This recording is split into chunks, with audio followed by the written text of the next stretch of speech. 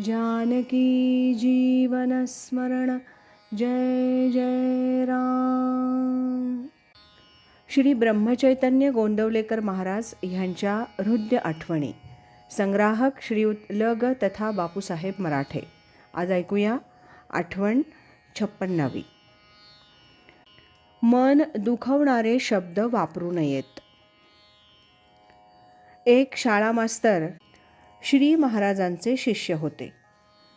जे त्यांचे विद्यार्थी जडबुद्धीचे असत त्यांना ते दगड, धोंडा, नर्मदेतील गोटा अशी कठोर नावे देत.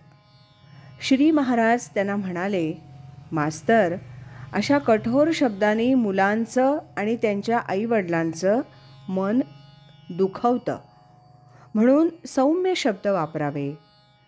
मास्तर उसळून म्हणाले, जी वस्तुस्थिती आहे ती स्पष्ट शब्दात सांगितलीच पाहिजे, त्यात हयगय करून चालणार नाही.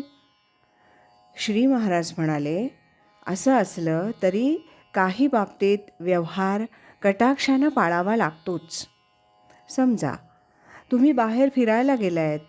बायको घरी स्वयंपाक करीत होती. इतक्यात मुलगा घरी आला आणि आईला म्हणाला, का गं, तुझा नवरा कुठे गेला? असं विचारणं काय? किंवा बाबा कुठे गेलेत हे विचारणं काय? दोन्हीचा अर्थ एकच आहे ना. उलट पहिलं वस्तुस्थितीला अधिक धरू नये. ते तुम्हाला चालेल का? मास्तरांनी काय घ्यायचा तो बोध घेतला. ही होती आठवण 56वी.